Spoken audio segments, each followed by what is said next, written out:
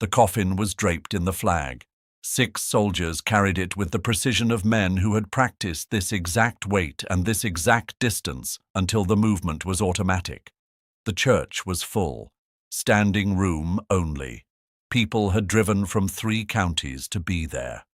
Reverend Callis had been speaking for 11 minutes when the man in the back row stood up. Nobody noticed at first. People shift in pews. People stand to see better. It happens. Then he spoke. That man was not a general. The church went completely silent. He was perhaps 60 years old. Nobody recognized him. He wore a plain, dark suit, the kind bought for occasions like this. He stood with the specific stillness of someone who had been waiting a very long time to stand up in exactly this place and say exactly these words. His name was not Raymond Holt. He was not awarded the Silver Star. He did not serve at the Iadrang Valley, and the family sitting in that front row deserves to know who they actually buried. He reached into his jacket pocket. What he placed on the empty pew beside him would silence a church, reopen a 50-year-old case, and bring 3 government vehicles to the town of Grover's Mill before nightfall. Who was the man in the coffin? And who was the stranger who had been waiting 50 years to stand up? Drop your city in the comments right now. And if you believe that some truths are worth waiting 50 years to tell, subscribe. Because what happened in that church was only the beginning. Raymond Holt had lived in Grover's Mill, Kentucky for 31 years. He had arrived in 1992, retired, he said, from a career in the army that had taken him from Vietnam to Germany to Fort Bragg and finally to this small town in the eastern part of the state, where he had bought a house on Clement Road and settled into the particular quiet of a man who had seen enough of the world and wanted to be left alone with it. He was not left alone, exactly. Grover's Mill did not work that way. Small towns in eastern Kentucky had a gravitational pull toward community that was not optional so much as atmospheric. You either adapted to it or you left, and Raymond Holt had adapted. He had joined the VFW post. He had attended the Baptist Church on Maple Street. He had coached junior baseball for 4 seasons in the mid-1990s, which was the thing people remembered most about him. The patience of it, the way he talked to the kids without talking down to them, the way he understood that winning mattered less than showing up. He had a daughter, Sandra, 43 years old, who lived in Louisville and drove back to Grover's Mill on holidays and called on Sundays. He had been widowed in 2008.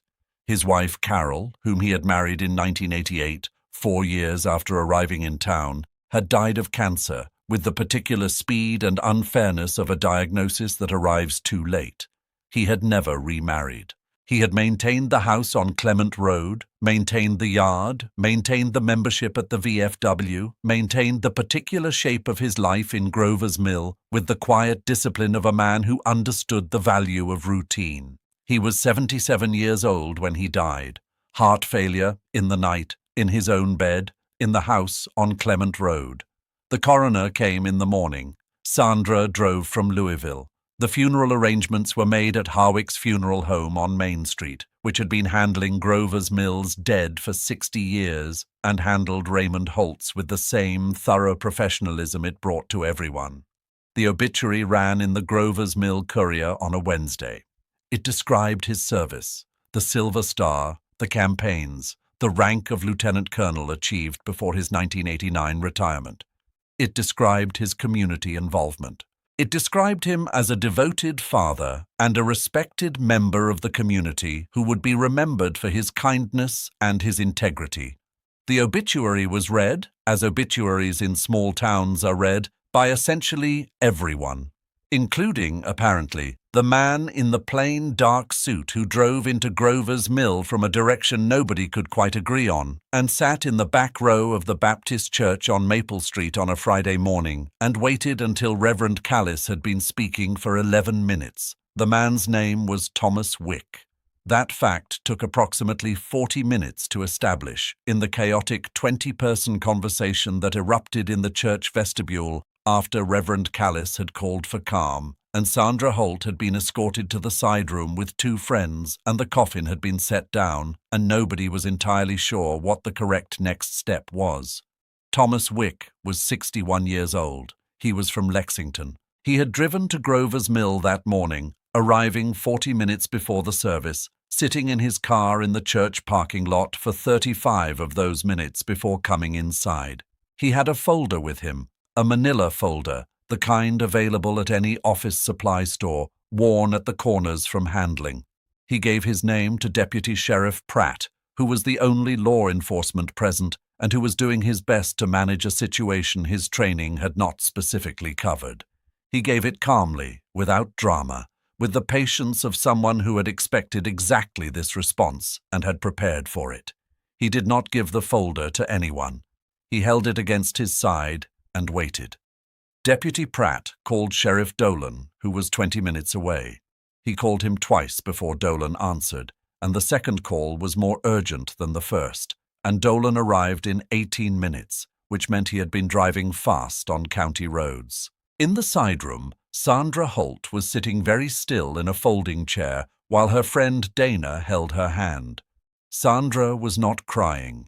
She was staring at a point on the wall with the expression of someone who has been told something that doesn't fit into any framework she has available and is waiting for the framework to restructure itself around the new information.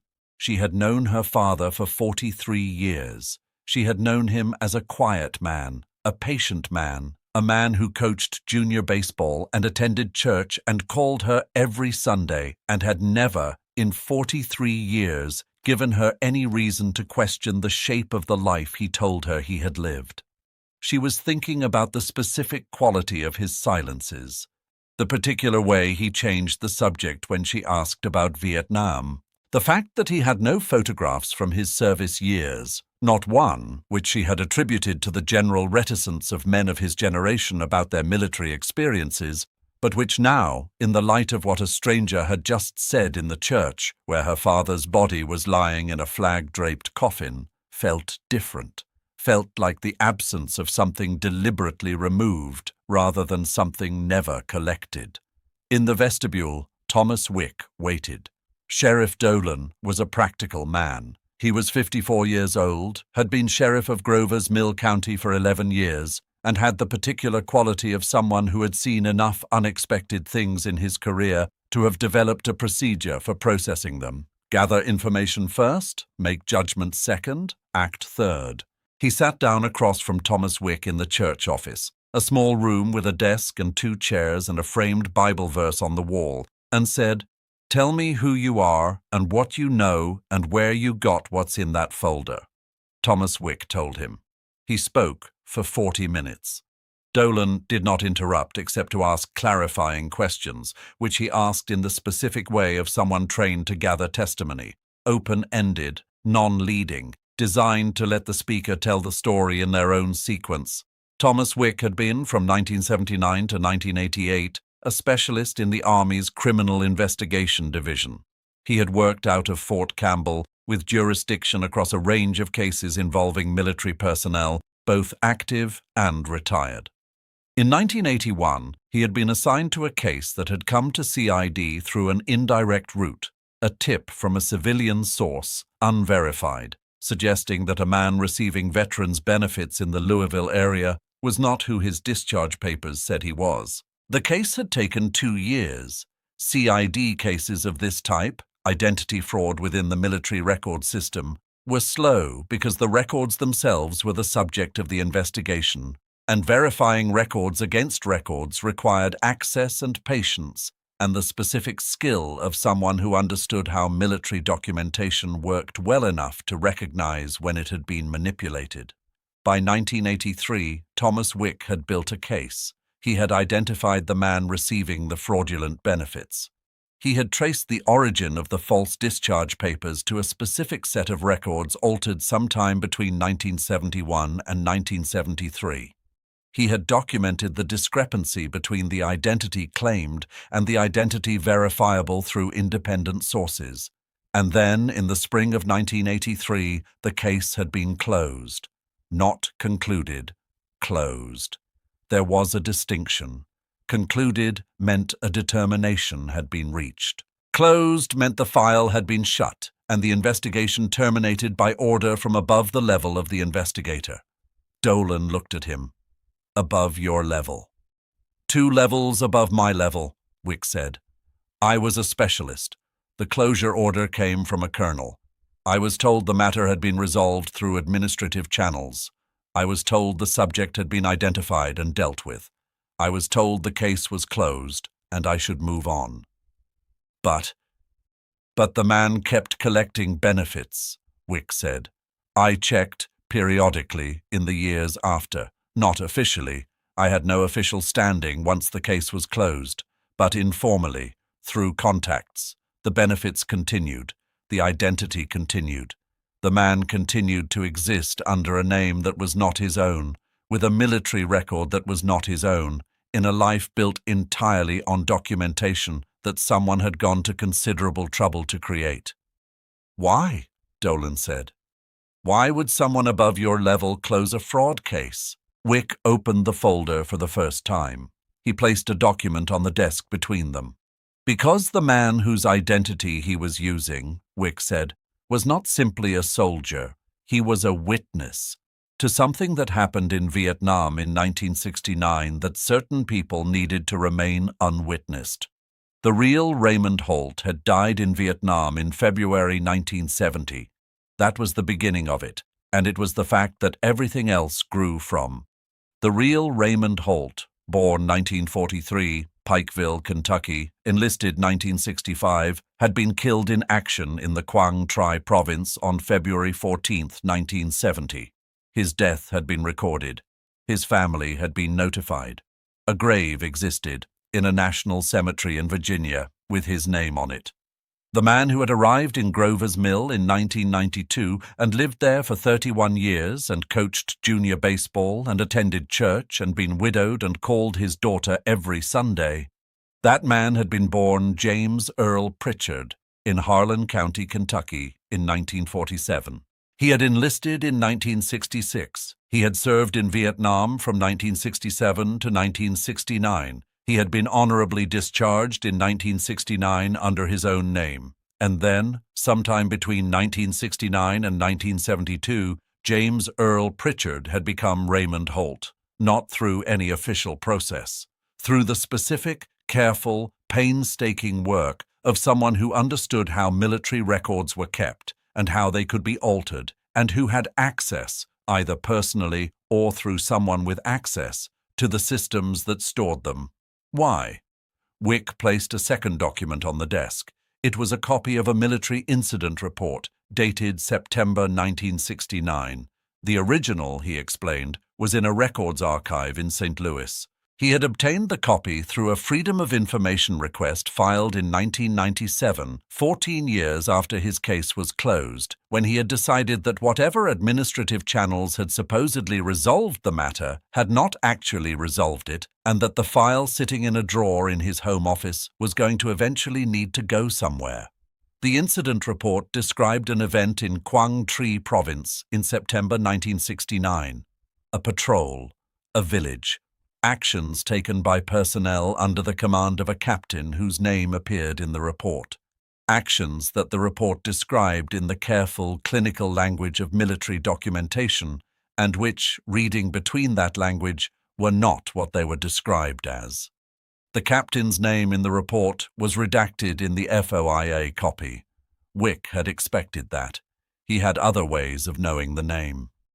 3 men were present who were not under that captain's command, Wick said. They had come from a different unit passing through the area. One of them filed a separate incident report, an unofficial one, through channels that weren't standard, because he didn't trust the standard channels after what he'd seen. That report went to CID. It sat in a file for 12 years before anyone looked at it seriously. When I looked at it seriously, it was 1981. And the man who filed it had been dead for 11 years. The real Raymond Holt, Dolan said. He died in February 1970, 5 months after filing that report. Wick paused. The other 2 men who were present. One died in action in 1970. The other came home. And at some point between coming home and 1972, he made a decision about what his continued existence required. He took a dead man's identity. He took the identity of the man whose report he had witnessed being suppressed. Whether that was coincidence or something else, I don't know. I've never been able to determine that. Dolan looked at the documents. At the photograph in the folder, a young man in uniform, taken sometime in the late 1960s, with a name written below it in Wick's handwriting, James Earl Pritchard. He looked at the photograph for a long time. "Why now?" he said finally. "Why wait until the man's funeral?" Wick was quiet for a moment. "Because I spent 40 years trying to find the right way to do this," he said. "And every time I thought I'd found it, something stopped me. The case closure. Then the captain, the man who gave the orders that September. He was alive and had connections, and I was a retired specialist with a folder of copies. Then he died in 2009. And I thought, now. But Sandra, his daughter, she was still grieving her mother. The timing was wrong. And then the years kept going. And then the obituary ran." He looked at his hands.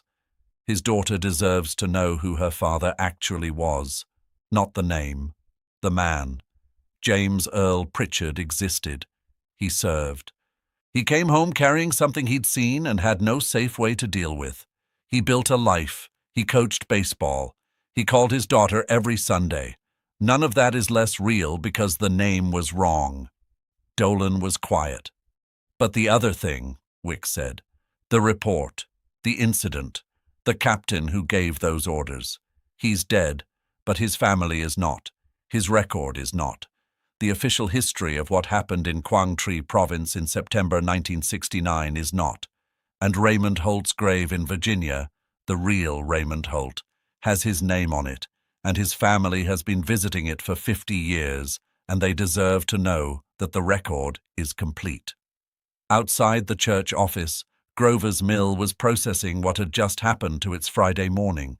People stood in the parking lot in small groups. The hearse sat with its engine off.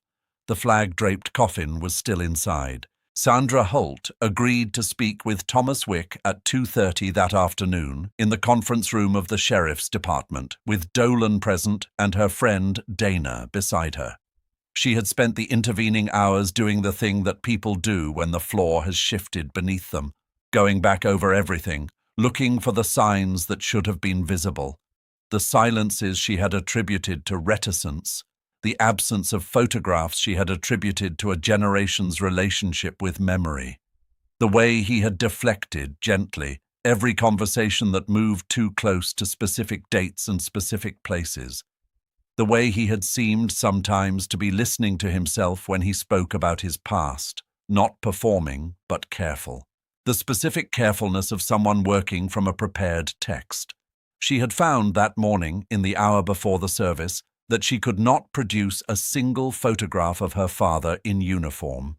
Not one. In 43 years of family documentation, holidays, graduations, birthdays, the photo albums her mother had kept, the boxes of prints in the hall closet, there was not one photograph of Raymond Holt in military dress. She had not noticed this before. It seemed impossible that she had not noticed it, but she had not.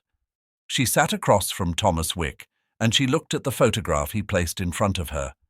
A young man in his late 20s, taken sometime in the early 1970s, civilian clothes, standing outside a building she didn't recognize. "Is this him?" Wick said. Sandra looked at the photograph, at the jaw, at the way he held his shoulders, at the quality of stillness in the face that she had grown up thinking was her father's specific quality, but which she now understood was a discipline, something practiced, something maintained. "Yes," she said quietly. "That's him."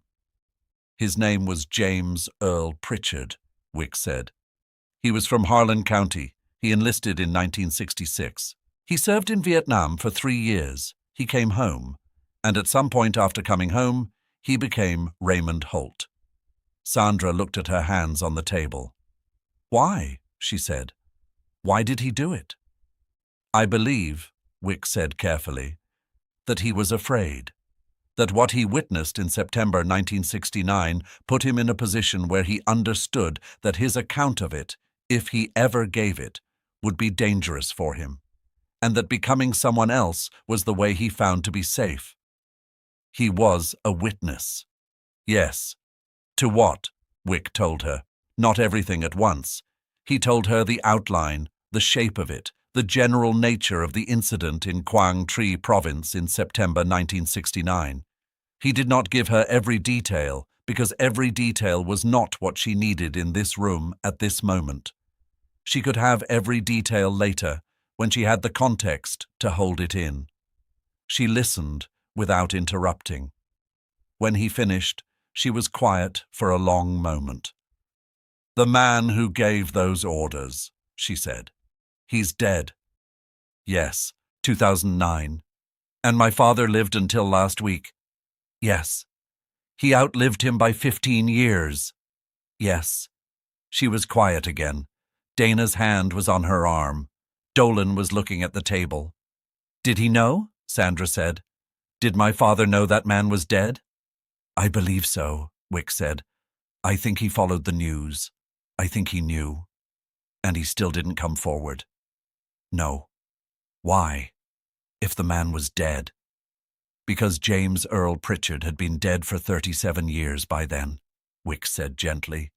"Raymond Holt had been alive for 37 years. Your mother knew him as Raymond Holt. You knew him as Raymond Holt.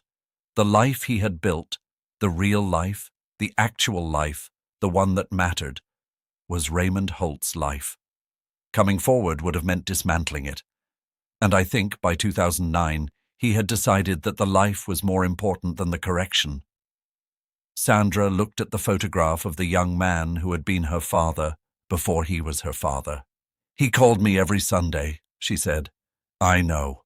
He came to every graduation. He was there when my mother died. He held her hand." She stopped. "He was real. Whatever his name was, he was real." "Yes," Wick said. "He was." The room was quiet for a moment. Through the window of the conference room, the main street of Grover's Mill was visible. The ordinary afternoon of a small town proceeding around the specific gravity of what was happening in this room. "What happens now?" Sandra said. What happened now took months and involved more people than Thomas Wick had anticipated when he stood up in the Baptist church on Maple Street. The Army's records office in St. Louis opened a review. Not a prosecution. James Earl Pritchard was dead, and the identity fraud, whatever its legal character, had no living defendant. But the records required correction. The benefits records required amendment. The documentation of a life lived under a false name needed to be reconciled with the documentation of the life actually lived. The real Raymond Holt's family, a niece, now in her 60s, who had been visiting the grave in Virginia for 50 years, was contacted. This conversation was handled by a victim assistance officer from the Army, a woman named Corporal Davis, who had been doing this work for 12 years, and who brought to it the specific combination of professionalism and humanity that the situation required. The niece, whose name was Eileen, had a response that nobody had quite predicted. Not anger, not grief, something more complicated. Something like the particular exhaustion of someone who has been carrying an incomplete story for 50 years and has just been told that the story has an ending, which is both a relief and its own kind of loss. The incident report, the one filed by the real Raymond Holt in September 1969, the one that had gone to CID and sat in a file and eventually reached Thomas Wick's desk in 1981, was formally entered into the official record of the event it described. The captain named in it was dead. His family was notified. The notification was handled with the care appropriate to telling a family that their father's official record required a correction, which is the institutional language for something that is considerably more than a correction. Wick's folder, the one he had carried for 40 years, that he had placed on the empty pew beside him in the church, was submitted to the Army's historical archives. His 40 years of documentation, his 1981 case notes, his FOIA copies, his records of the benefits payments continuing after the case closure. Everything. A formal review of the 1983 case closure was opened. The colonel who had ordered it was dead. But the order itself was on record, and the review was about the record. These things moved at the pace of institutional processes, which is to say slowly, and then all at once, and then slowly again. Sandra Holt followed them from Louisville with the attention of someone who had decided that understanding what had happened was the only way through it, and had committed to that understanding regardless of what it revealed. She found, in the process, that what it revealed was mostly what Thomas Wick had said in the conference room, that her father had been a man who saw something terrible and was afraid and found a way to survive the fear and then lived the survival for the rest of his life with as much integrity as the survival allowed.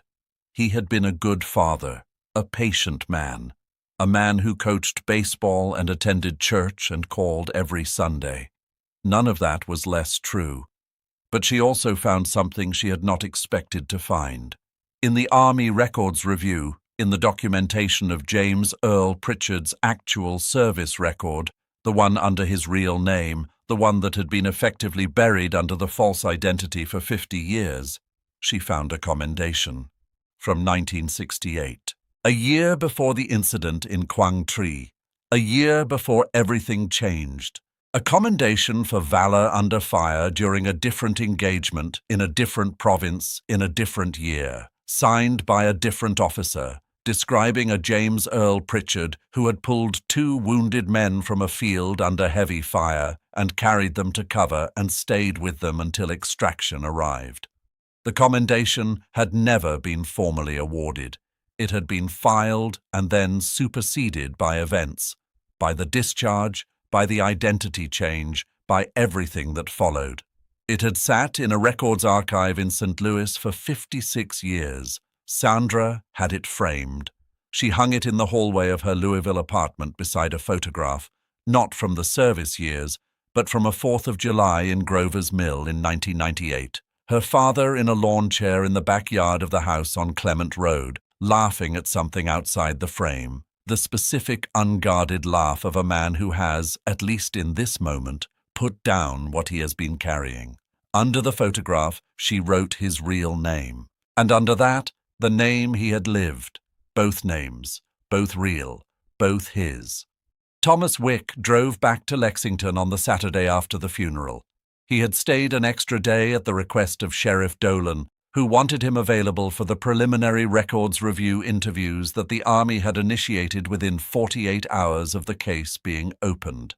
He had stayed at the only motel in Grover's Mill, a 12-room place on the highway that had the specific quality of a place that had been adequate for a very long time and intended to remain so. He had not slept well, not because of guilt or second-guessing. He had done enough of both over the preceding 40 years and had arrived at a place of resolution about the decision before he got in his car and drove to Grover's Mill.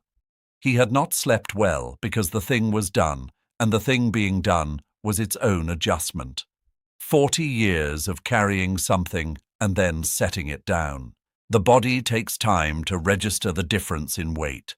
He drove home on a Saturday morning with the folder on the passenger seat. Empty now, its contents submitted. The physical manifestation of 4 decades of documentation reduced to an archival reference number in a St. Louis records system. He thought about James Earl Pritchard driving to Grover's Mill in 1992 with 2 suitcases and the specific intention of becoming someone who had never been to Quang Tri province in September 1969. He thought about the discipline required to maintain that intention for 31 years, to answer to a name that was not yours, to tell stories about a past that was not yours, to be careful in every conversation that moved near the specific geography of the thing you were carrying. He thought about the junior baseball, about the patience of it, about coaching kids to show up consistently rather than to win, which was, Wick thought, the specific wisdom of someone who understood what sustained effort looked like from the inside. He thought about Sandra Holt, who was 43 years old and had just learned that her father's name was not his name, and that the silence she had grown up with had a specific content, and that the man she had known, the real man, the actual man, the one who called on Sundays, was someone she had not entirely known and had entirely known simultaneously. Both things true, both things the entirety of it. He drove through the Kentucky hills with the window down slightly, the October air cold and clear, the trees at the edge of full color. At a rest stop on the interstate, he pulled over and sat for a moment with the engine running. He thought about what Sandra had said in the conference room. He was real. Whatever his name was, he was real. Wick had spent 40 years thinking about the case in terms of documentation. Records and discrepancies and fraud and suppression and the specific institutional wrong of a file being closed by order when it should have been concluded by evidence. He had thought about it as a records problem with a human dimension. Sandra had reversed that. She had understood it immediately as a human problem with a records dimension. The man first, the name second. The documents as the footnote to the life, rather than the life as the footnote to the documents. He thought she was right. He thought she had understood something he had spent 40 years approaching and had arrived at in the conference room in 40 minutes. He pulled back onto the interstate, drove the rest of the way home. The folder was empty. The case was open, would be open for months, probably years, the institutional process grinding through its necessary stages. But his part of it was done. He had stood up. He had said what he knew. He had placed what he had carried on the pew beside him and let it be taken up by the people with the authority and the standing to do something with it. That was what 40 years of preparation looked like on the other side of it. A man standing up in a church, speaking for 2 minutes, placing a folder on a pew, small, ordinary, sufficient.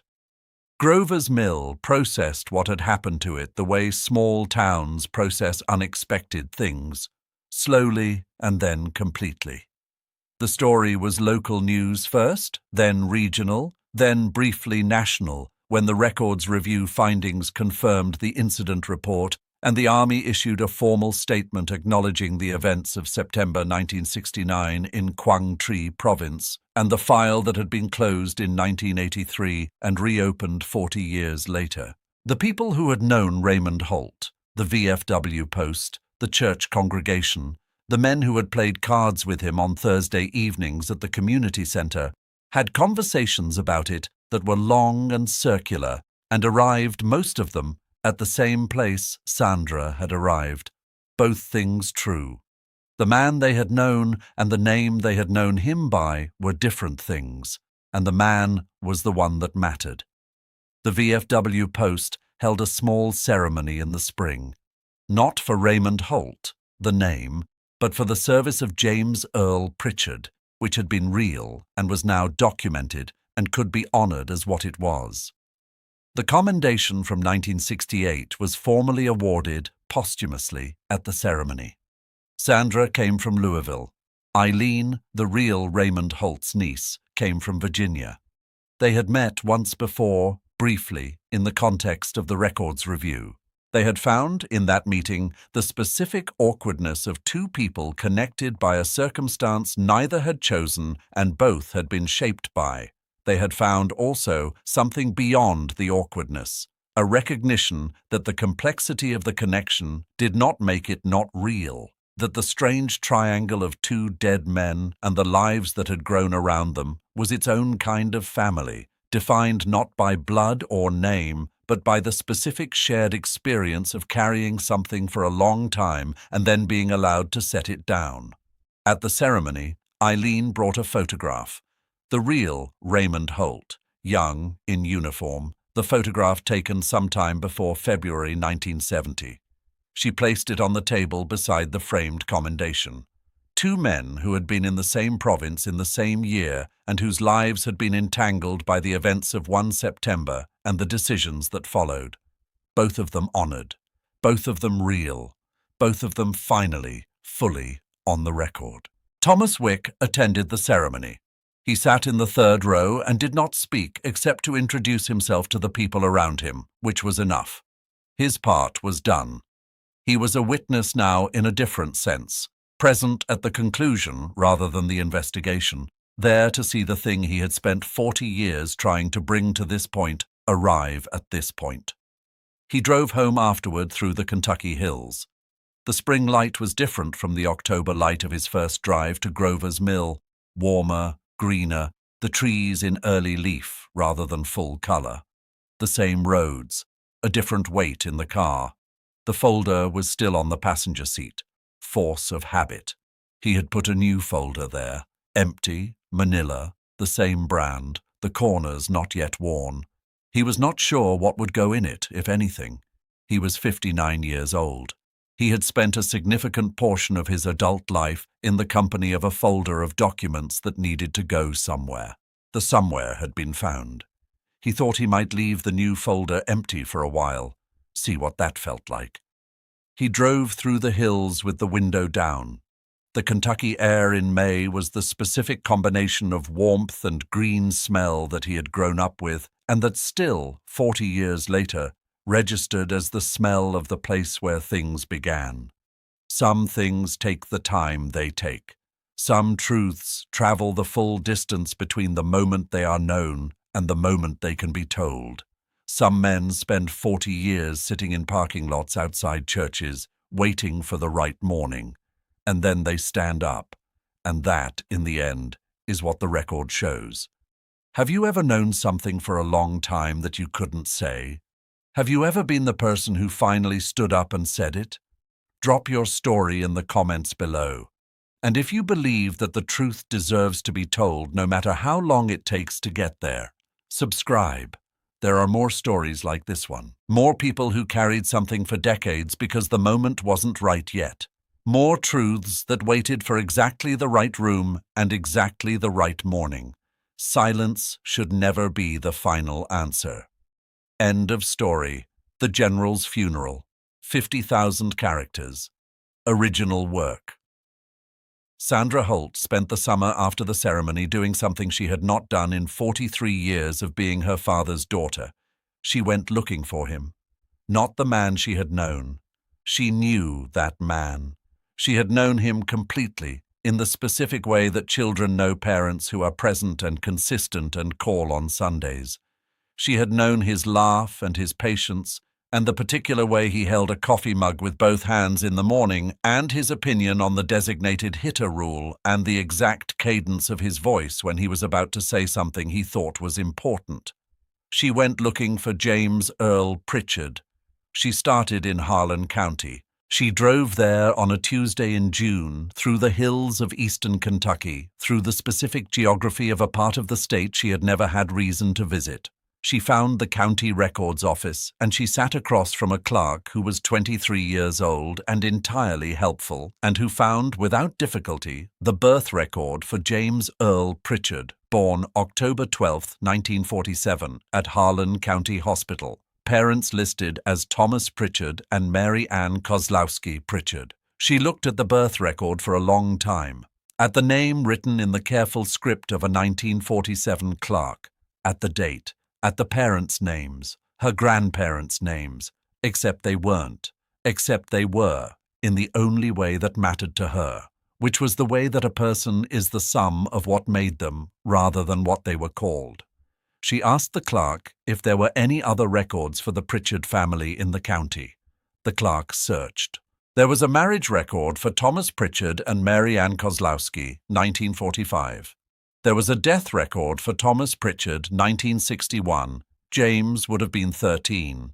There was a death record for Mary Ann Pritchard, 1978, which meant she had still been alive when her son enlisted, when he served, when he came home, when he changed his name. She had died in 1978, knowing her son had disappeared into a different identity, or not knowing, or knowing, and not knowing what to do with the knowledge. Sandra thought about that on the drive home, about what it would mean to be a mother watching your son become someone else for reasons you might have guessed at but never been told directly. about the specific grief of that. Not the grief of loss exactly, but the grief of a version of your child that existed somewhere in the world and had no path back to you. She did not know if Mary Ann Pritchard had known. She might never know. But she thought about it. She added it to the accumulation of things she was thinking about, which was large and growing, and which she had decided she would not rush to conclusions about. Some things required the time they required. She found, in the Harlan County Courier's digitized archive, a brief item from September 1966, a list of men from the county who had recently enlisted. James Earl Pritchard of Route 3 was among them. He was 19 years old. She found his high school yearbook photograph through the county library's local history collection. A young man with dark hair and the expression of someone who is trying to look more certain than he feels, which was the expression of most 17-year-olds in yearbook photographs, and which in this case carried an additional quality that she recognized, the same quality she had spent 43 years attributing to her father's particular personality, rather than to the specific circumstances that had shaped it. She made a copy of the photograph, put it in her bag. She drove home through the hills thinking about a 19-year-old from Harlan County who had enlisted in 1966 and gone to Vietnam and come back carrying something that he had found no way to put down until he put it down by becoming someone else. She thought about what that required, not just the practical logistics of it, the documents, the identity construction, the sustained performance of a life, but the internal architecture of it, the daily decision to be who you had decided to be, the specific discipline of answering to a name that was not yours until the name became yours through the sheer accumulated weight of being answered to. Her father had been a disciplined man. She had always known that. She had attributed it to military training, to the general character of men of his generation, to the particular quality of someone who had seen hard things and organized himself accordingly. She understood it differently now. The discipline had been necessary. It had been the infrastructure of the life, and the life, for all that, had been good, had been real, had contained genuine things, her mother, her, the house on Clement Road, the junior baseball, the Thursday card games, the Sunday calls. She thought about the Sunday calls, every week without exception for the 15 years since her mother died. Rain or shine, illness or travel, whatever was happening, the call came. She had taken it for granted the way you take granted the reliable things in your life, the constants, the fixed points. She understood it now as something more deliberate. The Sunday calls were his way of holding on to the thing that was real. The actual connection, the genuine relationship, the one thing in his life that was entirely and completely true. Whatever else he had built on a false foundation, she was not part of the falseness. She was the real part, the part that was just his daughter, who called him Dad, who knew him as the man who coached baseball and held her mother's hand and called every Sunday. That had not been a performance. That had been the point. In September, Sandra received a letter from the Army's records office. Formal, careful, the language of official correspondence. It confirmed the completion of the initial records review. It confirmed the amendment of James Earl Pritchard's service record to reflect his complete and accurate history. It confirmed the formal posthumous award of the commendation from 1968. It noted that the case file regarding the 1983 closure had been referred to the Inspector General's office for further review, which would proceed on its own timeline. It included, at the end, a paragraph that she read several times. The paragraph noted that in the course of the records review, additional documentation had been located in the St. Louis archive. Specifically, a personal effects file associated with James Earl Pritchard's 1969 discharge that had never been forwarded to a next-of-kin address because the next-of-kin contact information on file had become outdated. The file contained several items. The Army was writing to ask if she wished to receive them. She wrote back immediately. Yes. The package arrived 2 weeks later. She opened it at her kitchen table in Louisville on a Sunday morning, which felt right. A plain cardboard box, not large. Inside, wrapped in acid-free tissue, 3 items. A photograph, black and white, military issue, showing a young man in uniform, recognizably her father, but young, the face not yet settled into the specific quality she had known, still in the process of becoming the face she would spend 43 years knowing. On the back, a date, 1968, the year of the commendation. A letter, unopened, addressed to James Earl Pritchard from Mary Ann Pritchard, dated March 1970, a month after his discharge, by which point he had already ceased to be James Earl Pritchard, and the letter had had nowhere to go, and a small metal pin, the kind given to veterans of specific campaigns. She didn't immediately recognize the designation on it. She looked it up. It was a service pin for the Quang Tri province, issued to personnel who had served in the area between 1967 and 1971. He had kept it. Or rather, it had been kept by the record system in a file in St. Louis for 55 years, waiting to be forwarded to an address that no longer existed for a person who no longer existed under that name. She held the pin in her palm for a long time, small, unremarkable to anyone who didn't know what it meant. She placed it on the table beside the framed commendation. Beside the 2 photographs, the yearbook photo she had copied in Harlan County, and the 4th of July photo she had chosen herself. Beside the letter from Mary Ann Pritchard, which she had not yet opened and was not yet sure she would open, because some things deserved the time they required before being known.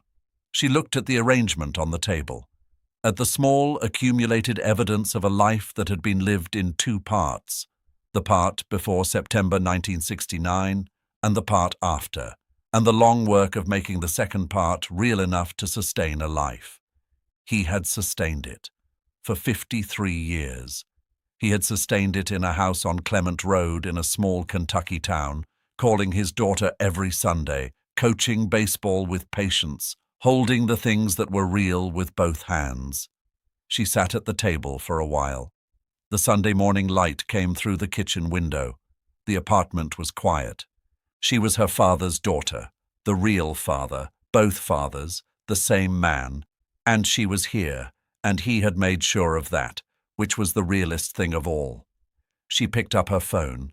She called Dana, who answered on the second ring, and she said, "I got something in the mail I want to show you. Can you come over?" Dana said yes. Sandra put the kettle on.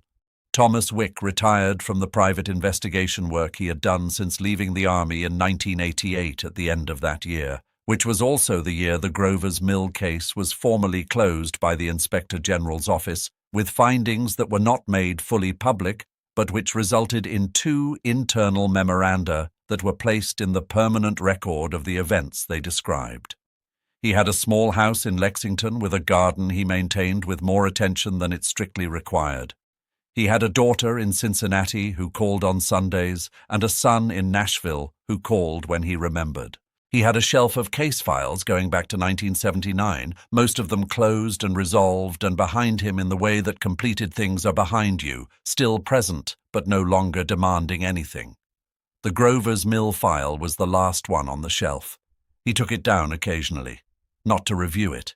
He knew what was in it, to hold it, to register the physical fact of something that had been a weight for 40 years and was now just paper and cardboard. The documents were copies. The originals were in archives. The folder was just a folder. He had been waiting 40 years to stand up in a church and say what he knew. He had done it. The doing of it had been smaller than the waiting. 2 minutes, a folder on a pew, a sentence. But that was always how it was, he thought. The preparation was the large part. The act was the small part. The act was just the preparation finally arriving at its destination. He gardened. He read. He called his kids when they forgot to call him. He drove sometimes through the Kentucky hills without a particular destination, which was something he had not permitted himself in 40 years of having somewhere to be and something to carry.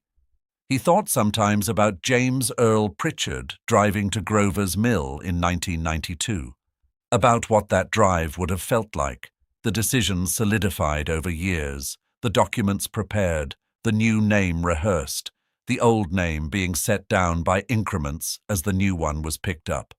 The specific moment of arriving in a new place as a new person for the first time and knowing that the performance was beginning and would not end until you did.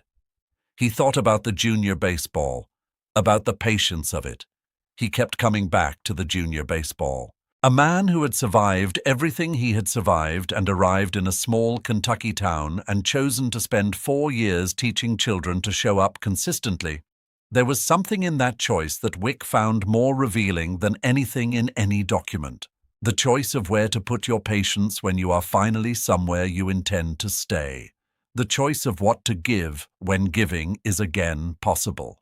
He had given patience. He had given his Sundays. He had given the specific quality of attention that came from someone who understood, better than most, that the ordinary things were the things worth protecting. Wick thought that was enough. That was more than enough. He gardened. He read. He drove through the Kentucky hills.